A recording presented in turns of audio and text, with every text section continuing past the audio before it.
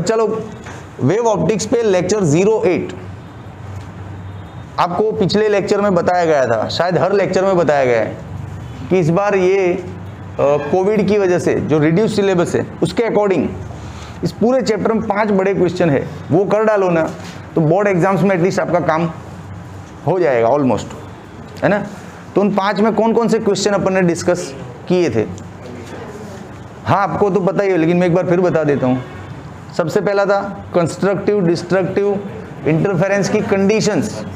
क्या कंडीशन थी? 2 n lambda 2n+1 lambda बैठो, क्या बात है, वाह वाह वाह वाह वाह वाह। फिर दूसरा क्वेश्चन था पाथ डिफरेंस।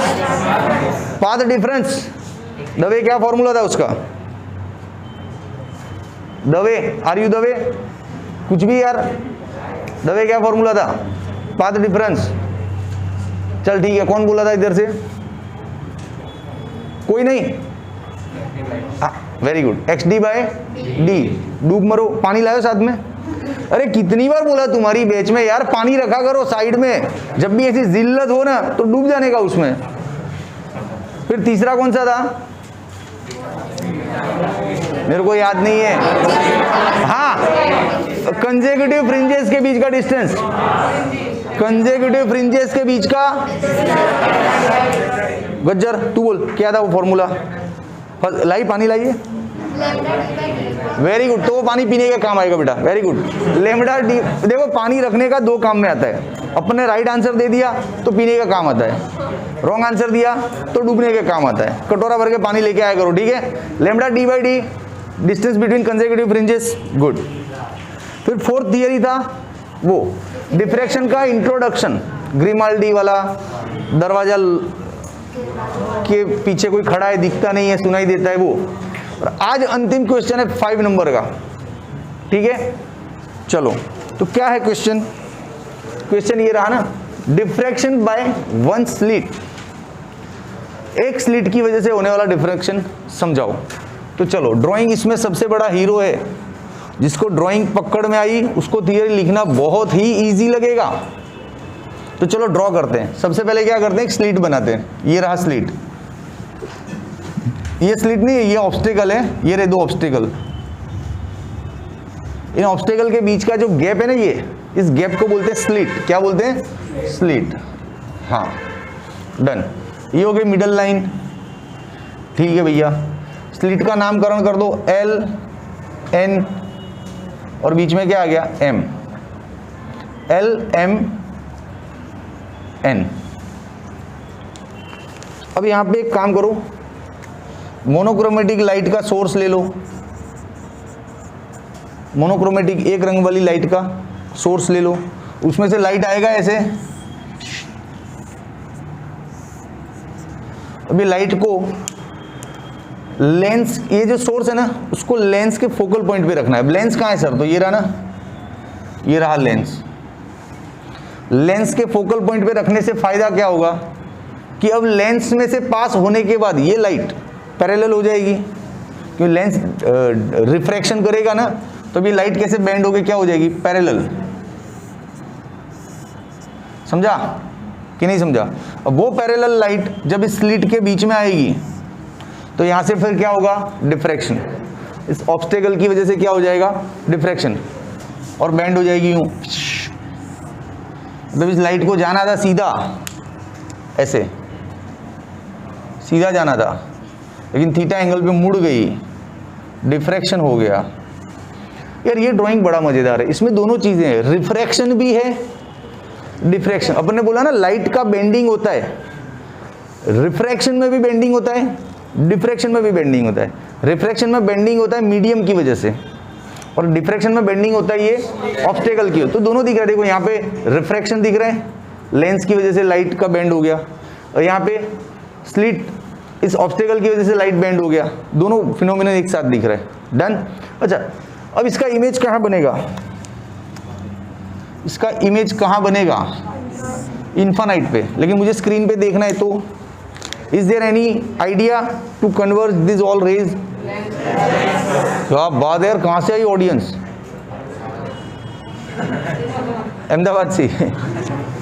ठीक है, तो इधर एक और लेंस डाल दो, तो ये सारा कलेक्ट हो जाएगा। तो डालो एक लेंस, लेंस डाला। अब आप देखो बच्चा लोग, ये सारी पैरेलल लाइट है, तो कलेक्ट कहाँ पे होगी? बे यार कहाँ से आई ऐसी ऑडियंस? फोकल पॉइंट पे, घर से आई। तो नालायक को बाकी सब बेघर है क्या? हम लोग, हमारे घर वर नहीं है क्या? ये हो गया स्क्रीन। स्क्रीन, स्क्रीन को कितना दूर रखना है लेंस से? फोकल लेंथ जितना, है ना, क्योंकि सारा लाइट फोकल पॉइंट पे कलेक्ट होने वाला है। तो स्क्रीन वहीं पे रखोगे तो इस पे लाइट आएगा और कलेक्ट होगा और दिखेगा। अब फोकल पॉइंट इधर है तो स्क्रीन को उधर रख दे, तो स्क्रीन पे तो कुछ पहुंचेगा नहीं, तो क्या दिखेगा? हाँ, कुछ नहीं दिखेगा ऐसा। चलो ठीक है, तो बस ये ड्राइंग समझ में आया ना, मतलब अब आप इजी वे में जाओगे इस थियरी में। क्या दिख रहा है ड्राइंग में? एक कॉन्वेक्स लेंस के फोकल पॉइंट पे मोनोक्रोमेटिक लाइट का सोर्स रखा है, ठीक है। Light lens convert this rays into parallel, lens इनको पैरेलल में कन्वर्ट करता है, और ये जो पैरेलल लाइट है वो स्लिट पे इंसिडेंट हो रहा है, और स्लिट में ऑब्स्टेकल है तो उसकी वजह से ये डिफ्रैक्शन हो रहा है। डिफ्रैक्शन होने के बाद लेंस के फोकल पॉइंट पे कलेक्ट हो रहा है, और वहीं पे अपन ने क्या रखा है? स्क्रीन। बोलो मस्त स्टोरी हो गया। यहाँ से स्टार्ट करके यहाँ तक लिखते जाना है स्टेप बाय स्टेप। तो मैं लिखवाऊंगा ये पॉइंट, पूरा एक पैराग्राफ बनेगा जिसमें 5-6 बातें बतानी हमको ये सारी। तो चलो, वेरी फर्स्ट पॉइंट क्या बनेगा? As shown in figure. क्या बात है, क्या रट्टा मारा है। As shown in figure, Alia Bhatt. As shown in figure, a monochromatic light source, okay, focus, monochromatic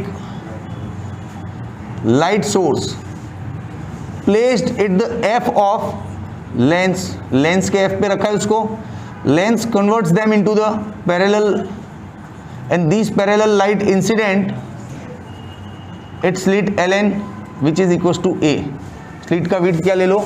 a, है ना। ओके, फिर इंसिडेंट होने के बाद इनका क्या होगा? डिफ्रैक्शन होगा। डिफ्रैक्शन हो गई, ये सारी जो दूसरा लेंस है उसके फोकल पॉइंट पे कलेक्ट होगी।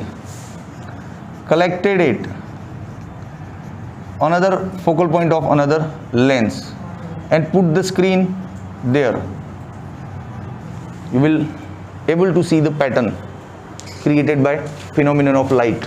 What phenomenon? Diffraction. कौन सा phenomenon हो रहा है यहाँ पे? Diffraction. तो कैसा लगा आपको इसका फर्स्ट पैराग्राफ?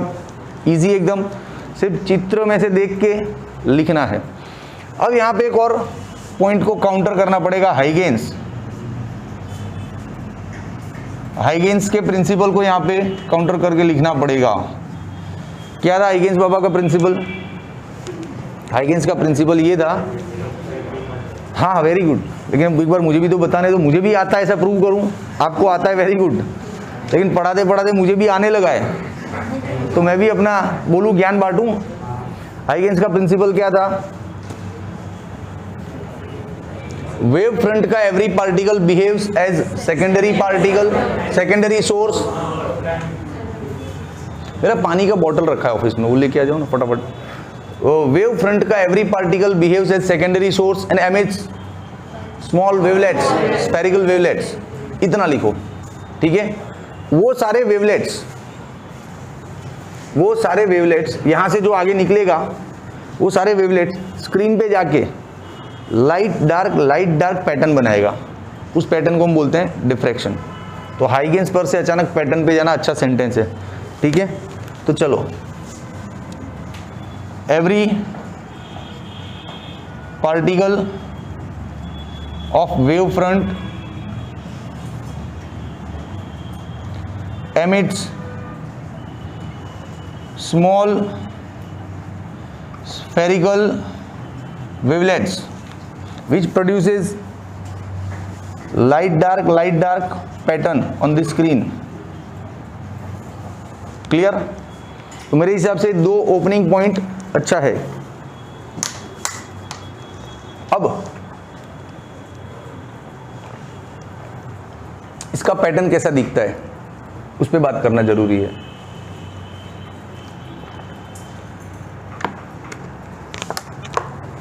चलो देखो, आ जाओ। इसका पैटर्न ऐसा दिखता है, साइड में छोटा सा ड्राइंग, इसको स्कीमेटिकली बताना है, पूरा लेंस वेंस सब नहीं बताने, सिर्फ हुआ क्या रेस के साथ वो दिखाना है। तो चलो दिखाते। ये रहा अपना स्क्रीन, ये रहा अपना स्लिट, है ना, ओके। यहाँ से रेज आए थीटा एंगल पे सारे बेंड होके और पैटर्न बनाया। अब कैसा दिखता है पैटर्न? तो इसका पैटर्न थोड़ा अलग दिखेगा, ऐसा यूं, ऐसा दिखेगा। अब ये क्या है साहब, रुक बताता हूँ। ये पैटर्न में दिख रहा है कि जो मिडिल पोर्शन है, ये बीच वाला पोर्शन, वो बहुत ज़्यादा लाइट है, देखो इधर है कि नहीं इंटेंसिटी। फिर उसके तुरंत बाद वाला डार्क है, थोड़ा थोड़ा क्या, पूरा ही डार्क है। फिर उसके तुरंत बाद वाला लाइट है, फिर क्या है, डार्क, फिर यहाँ पे डार्क, है कि नहीं ऐसा पैटर्न? तो ये तो यार इंटरफेरेंस पैटर्न जैसा नहीं है। इंटरफेरेंस में तो क्या था, ऐसे बड़ी छोटी पट्टियाँ नहीं थी, सब इक्वल साइज की फ्रिंजेस थी। इंटरफेरेंस में सारी फ्रिंजेस इक्वल साइज की थी। यहाँ पे देखो साइज का प्रॉब्लम है। हाँ, तो ये जो मिडिल वाला लाइट इंटेंस एरिया है, that is called central maxima. क्या बोलते हैं इसको? Central maxima, central maxima. और ये क्या है? Minima, minimum. यहाँ पे इंटेंसिटी जीरो है ना, लाइट है नहीं, देखो अंधेरा है, तो इसको क्या बोलते हैं? मिनिमा। इन कौन सा वाला है? फर्स्ट वाला है। फिर सेकंड वाला मिनिमा ये रहा, थर्ड वाला ये रहा, ऐसे। तो ये कौन सा है? First minima. डन। अच्छा ये क्या है? First maxima. क्यों फर्स्ट? क्योंकि सेंट्रल तो ये है ना मैक्सिमा, तो ये पहला, दूसरा, तीसरा ऐसे स्टार्ट होगा ना। समझा कि नहीं? तो अब ये तीनों नाम पे एक एक पैराग्राफ लिखना है अपने को।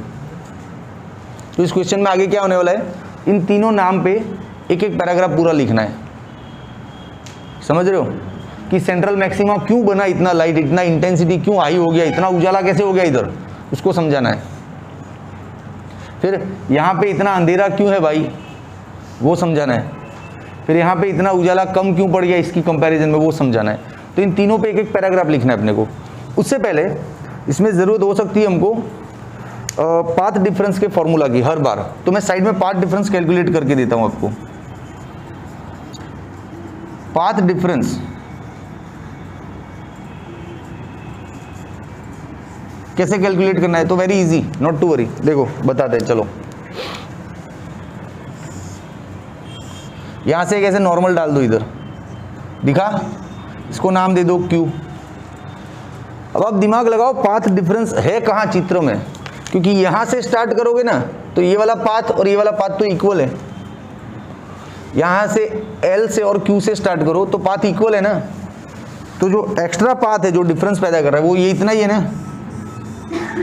Here is the extra path, तो इसको बोलेंगे पाथ डिफरेंस, है कि नहीं? अच्छा यहाँ पे ले लेते हैं अपन थीटा। तो चलो पाथ डिफरेंस क्या दिख रहा है, NQ दिख रहा है। अच्छा इसको ऐसे भी लिख सकते हैं, NP माइनस LP। यहाँ से देखो स्टार्ट करो पूरा, ये NP इतना बड़ा पाथ और ये LP छोटा पाथ, तो बड़े में से छोटा माइनस करो तो डिफरेंस मिलता है ना। समझ में आ रहा है कि नहीं? ओके। अब देखो कैसे लाना है इसको, तो सिंपल सी थॉट है, थीटा दिख रहा है, साइन थीटा का फॉर्मूला ले, sine theta is equal to opposite upon hypotenuse.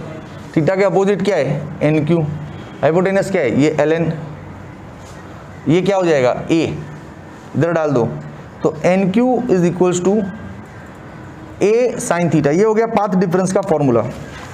ये पहले इसलिए दे दिया आपको कि हमको अब एक एक पैराग्राफ लिखना है, किसके बारे में, इन तीनों के बारे में। ये पैराग्राफ लिखते वक्त पाथ डिफरेंस का फॉर्मूला चाहिए होगा हर बार, तो एक बार बना के रख दिया ना इधर, अब इसको हर बार अपन यूज करेंगे, ठीक है?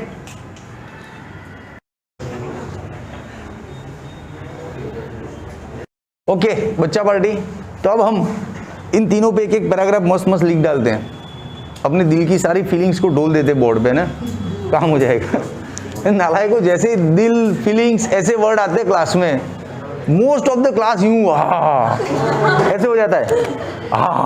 अब कुछ आएगा दमदार, पढ़ लो पढ़ लो। एक बार फिर से करूं, जैसे दिल, फीलिंग्स ऐसे वर्ड क्लास में आते हैं ना, सबका मुंह अब कुछ आएगा। चलो चलो आ जाओ। तो अब टाइटल में आ रहा है सेंट्रल मैक्सिमा।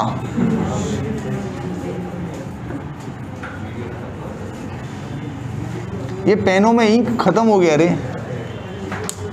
सेंट्रल मैक्सिमा, चलो समझाते हैं कि यहाँ पे इतना लाइट क्यों है भाई, क्या तकलीफ है। तो देखो बहुत गौर से समझना, बहुत देसी फिजिक्स है सोम सर वाला। आपकी टेक्स्ट बुक में जो लाइनें भर भर के लिखा है ना, वैसा नहीं है अपना फिजिक्स।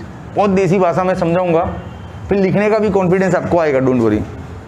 देखो क्या है, ये जो स्लिट है इसमें करोड़ों अनकाउंटेबल वेव्स होते हैं, अब गिन भी नहीं सकते इतने। लेकिन हमने सैंपल के लिए सिर्फ 3 वेव ड्रॉ किए थे, 3 waves only we draw for the sample. But you except that ना, there are crores of waves between 2 obstacle passing from the slit, there are crores of waves. उन करोड़ों में से लाखों वेव्स का ग्रुप ऐसा होता है जो 0 एंगल बनाते और यहाँ पे कलेक्ट हो जाते हैं सी पे। आप समझना, इसके अंदर करोड़ों वेव्स निकलते हैं। वो करोड़ों में से कुछ वेव्स इतने एंगल पे डिफ्रैक्शन हुए, कुछ ऊपर गए, ऐसे ऐसे सारे वेव्स फैलते जाते हैं ना। देखो अलग अलग एंगल पे फैलेंगे तो अलग अलग पैटर्न बनाते जाएंगे। कोई वेव इतने एंगल पे फैला, कोई इधर गया, कोई इधर इधर इधर, ऐसे अलग अलग कुछ एंगल वेव्स इधर गए तो नीचे का पैटर्न बना, समझे कि नहीं। तो उन करोड़ों में से ऐसे सिलेक्टेड वेव्स जो डिफ्रैक्ट नहीं होते, सीधे निकल जाते हैं, वो सारे यहाँ पे कलेक्ट होते हैं। और यहाँ पे कलेक्ट हो गए, वो अपना इंटेंसिटी मैक्सिमम करते हैं, इसलिए ये पोर्शन इतना लाइट होता है। किन वेव्स की बात कर रहा हूँ, इनकी देखो। जैसे इसके बीच में बहुत से वेव तो बैंड हो गए, बहुत से नहीं भी होते होंगे यार। हर टाइप के वेव्स अवेलेबल है इधर, करोड़ों वेव्स है, जो चाहिए वो मिलेगा। बोलो क्या चाहिए। तो ये जो सीधे निकल गए ना वेव्स, जो यहाँ पे पहुँचते हैं सब, वो सारे यहाँ पे इंटेंसिटी हाई कर देते हैं। क्यों हाई करते हैं समझाता हूँ। उन सबका एंगल 0 है, उन सबका ऐसा वाला जो एंगल है वो 0 बन रहा है ना। अरे मूर्खा, वेव ऐसे डिफ्रैक्ट होके गया तो एंगल है, लेकिन ऐसे ही रहा सीधा गया तो एंगल 0 है ना। 0 एंगल पे आई मैक्सिमम होता है। कहाँ से होता है सर? अरे यार, I is equal to I 0 cos square. Cos square में 0 एंगल रख दो, मैक्सिमम वैल्यू आ गई ना, तो आई मैक्सिमम मिलता है कि नहीं। हाँ, तो सब लिखूंगा नहीं मैं, ठीक है। तो अब यहाँ पे ये आर्ग्यूमेंट दे सकते हो आप कि waves having 0 angle, waves having 0 angle collected at C produces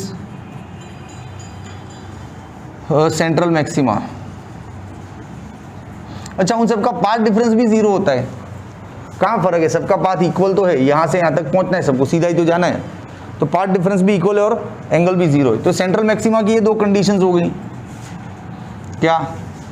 path difference 0 और एंगल भी 0। ऐसे सारे वेव्स वहाँ पे क्या बनाते हैं? Central maxima. और इंटेंसिटी कैसी हो जाती है?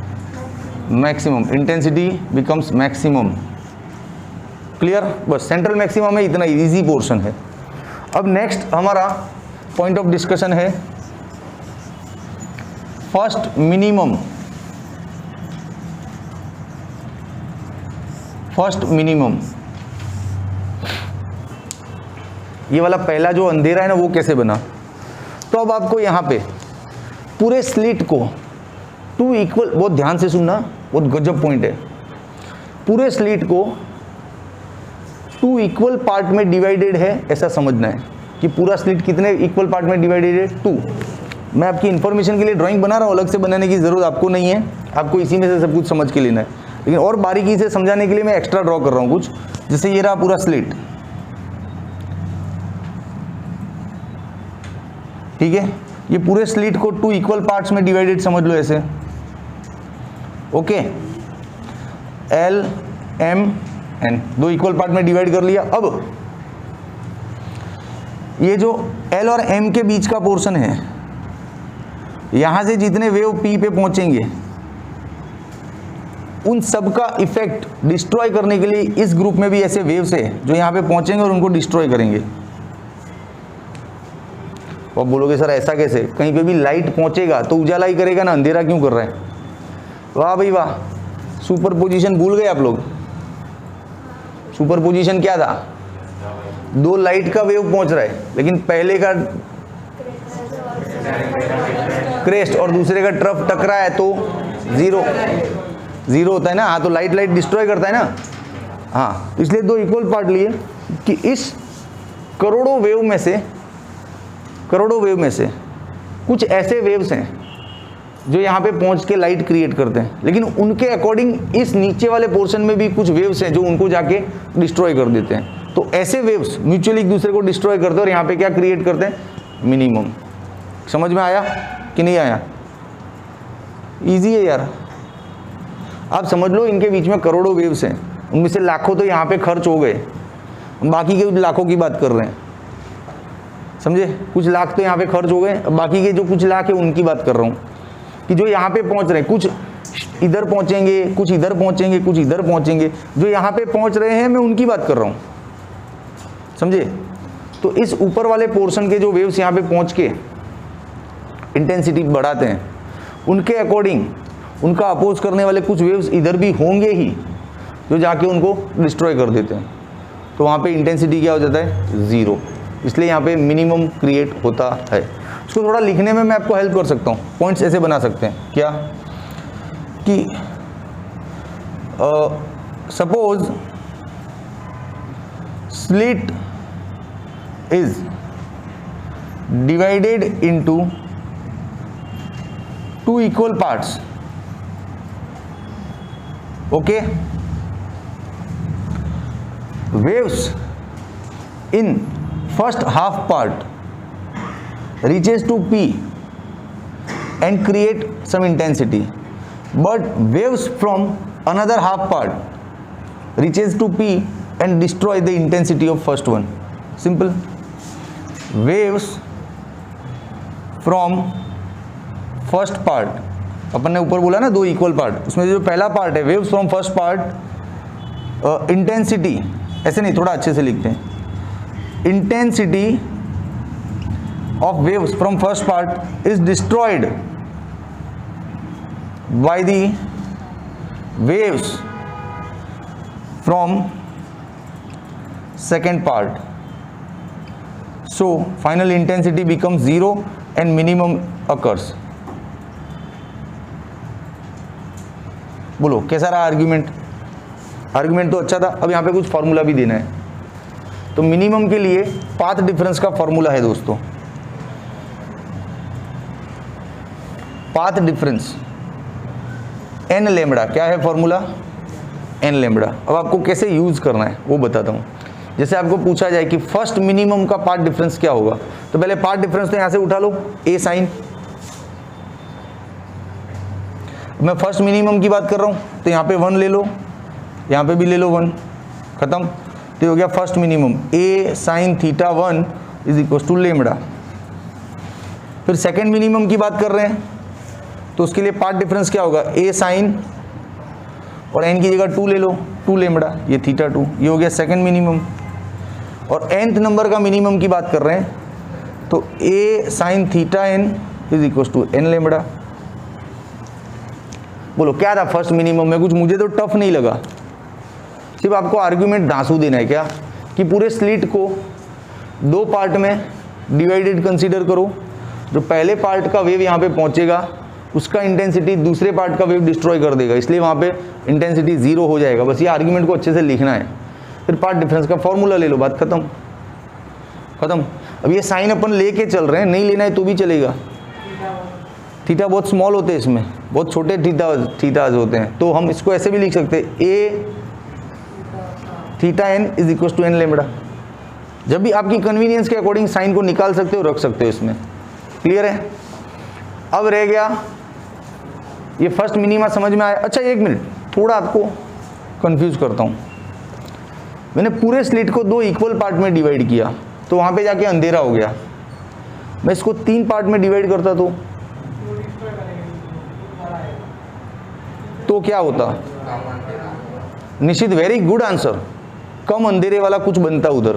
क्यों? क्योंकि 3 पार्ट में डिवाइड कर रहे हो आप। पहले पार्ट का जो वेव पहुंचेगा उसको डिस्ट्रॉय करने के लिए दूसरा पार्ट है, तो पहला और दूसरा तो एक दूसरे को डिस्ट्रॉय करेगा, लेकिन तीसरे पार्ट का जो वेव पहुंचा उसको कोई डिस्ट्रॉय नहीं करेगा। लेकिन ये बहुत कम पोर्शन है ना, तो उजाला होगा लेकिन कम। तो ये बन जाएगा आपका फर्स्ट मैक्सिमा। उसके लिए आपको स्लिट को कितने पार्ट में डिवाइड करना है? 3 पार्ट में। समझा कि नहीं? अच्छा, मान लो स्लिट को 4 पार्ट में डिवाइड किया तो फिर अंधेरा, क्योंकि पहले को डिस्ट्रॉय करेगा दूसरा, दूसरे को डिस्ट्रॉय करेगा तीसरा। तो वो कौन से नंबर का मिनिमा होगा? Second. Very good, very good, क्योंकि फर्स्ट मिनिमा के लिए हमने स्लिट को 2 हिस्सों में डिवाइड किया, तब ये सेकंड वाले मिनिमा के लिए स्लिट को 4 हिस्सों में, थर्ड वाले मिनिमा के लिए स्लिट को 6। समझा? तो एक और पॉइंट आप यहाँ से यहाँ पे डाल सकते हो एक्स्ट्रा, कि for second minimum slit must be divided into 4 part, और for third minimum it must be divided into 6। Fifth के लिए ये सब करते जाओ। क्लियर कि नहीं क्लियर? Okay, done. अब हम स्लिट को 3 हिस्सों में डिवाइड करेंगे और फर्स्ट मैक्सिमा इसको पढ़ेंगे। ठीक है? थोड़ा मिटाना पड़ेगा। स्क्रीनशॉट हो गया? अरे बोर्ड गंदा हो गया, पोज करूं? चलो, अब मामला तो आपकी पकड़ में आ गया है, आपको पता तो चलने लगा है कि स्लिट को डिवाइड करते जाना है और अपना एक एक आंसर क्लियर करना है। तो अब स्लिट को डिवाइड करते हैं इस बार 3 हिस्सों में, और टाइटल क्या बनेगा? फर्स्ट मैक्सिमा, या इन सबको हम सेकेंडरी भी बोल सकते हैं। सेकेंडरी मैक्सिमा के बारे में बात कर रहे हैं। सेकेंडरी का है ई रहा सेंट्रल, तो उसके बाद सारे के सारे सेकेंडरी हो गए, इसलिए इन सब के बारे में जो बात कर रहे हैं वो सेकेंडरी मैक्सिमा भी बोला जा सकता है। तो स्लिट को डिवाइड कितने हिस्सों में करना है? 3। तो ड्रॉ नहीं कर रहा हूं मैं, लिख दो ना story. Suppose slit is divided into 2 equal parts. टिंग डिंग डिंग डिंग। दूसरा point, intensity of waves from first part is destroyed by the waves from the second part. टिंग डिंग डिंग डिंग। So third part create intensity at point P। तीसरा पार्ट वहां पे इंटेंसिटी बनाता है, लेकिन इंटेंसिटी कैसी? Low as compare to the central. इसके कंपैरिजन में लो इंटेंसिटी होती है। क्लियर हो गया? खत्म। अब सीधा पाथ डिफरेंस डालो। Path difference 2n+1 λ/2। अब उसमें फर्स्ट की जब बात कर रहे हैं हम तो फॉर्मूला ऐसे लिखेंगे, n की जगह 1 ले लेंगे, 3 λ/2 हो गया। जब हम सेकंड की बात कर रहे हैं, मान लो सेकंड मैक्सिमम में आपको इंटरेस्ट है, तो n को क्या ले लो? 2 2 2 4 + 1 5 λ/2। क्या पढ़ावे इसमें टीचर यार, ऐसा तो कौन सा खजाना है कि बिना पढ़ाए आपको आवे नहीं। हो गया, खत्म। आया कि नहीं समझ में? Is this clear to you और नॉट? अब चलो अपना ले लो स्क्रीनशॉट, फोटो वोटो जो भी लेना है।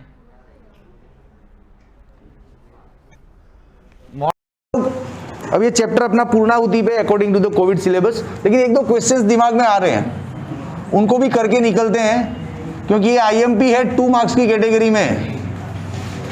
कैसे आईएमपी है देखो, एक ग्राफ पूछा है, इंटेंसिटी अगेंस्ट थीटा, थोड़ा फास्ट जाएगा, intensity against theta in diffraction में। अब यार ग्राफ जिसको मैं बोल रहा हूं, क्या ग्राफ है? ये रहा, वो गुजराती मीडियम का उस बोर्ड पे पढ़ा हुआ है, आपके लिए तो इधर है ना, ये रहा, दिख रहा है ग्राफ? इसको सिर्फ है ना ऐसे यूं सीधा कर दो, लो ये थीटा एक्सिस, ये इंटेंसिटी एक्सिस। चलो ग्राफ बना दो, इसको बोला ना यूं करके सीधा कर दो। चलो करते हैं सीधा।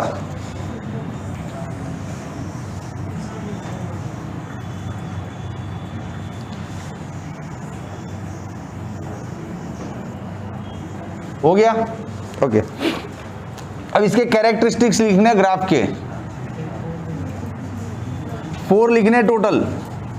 कैरेक्टरिस्टिक्स हम जनरली कहां से लिखते हैं? जब हम चैप्टर पढ़ लेते हैं, उसको समझ लेते हैं, तो अपने जो अनुभव रहते हैं चैप्टर के अंदर, एक्सपीरियंसेस, उनको लिखते हैं। जैसे इससे पहले आपने कैरेक्टरिस्टिक्स लिखा है चैप्टर 1 में इलेक्ट्रिक फील्ड लाइंस का। मैं बोल रहा हूँ तू यस नो मत कर, शांति से सुन, मजे ले।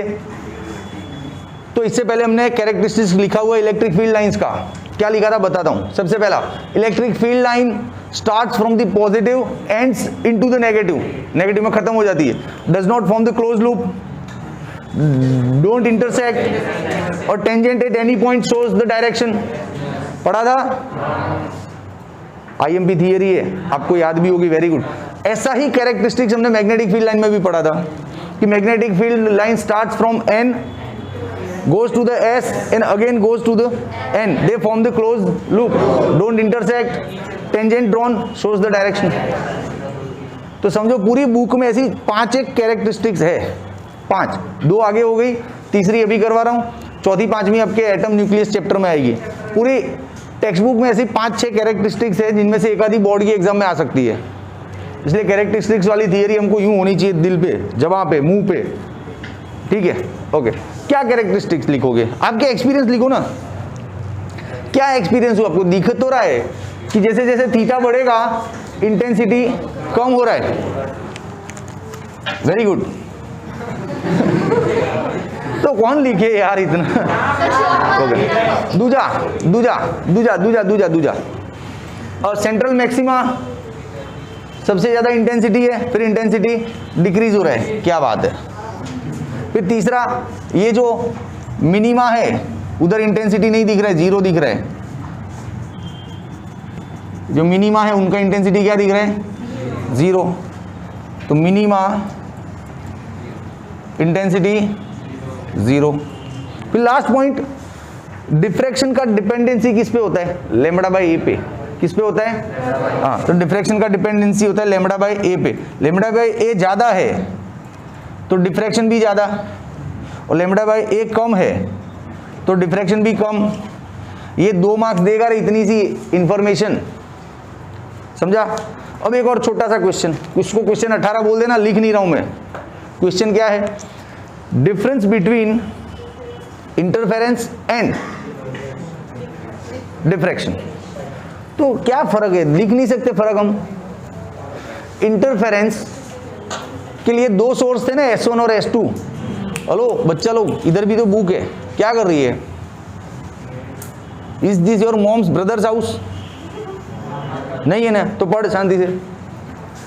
तो इंटरफेरेंस और डिफ्रैक्शन दोनों में फर्क क्या है वो लिखना है।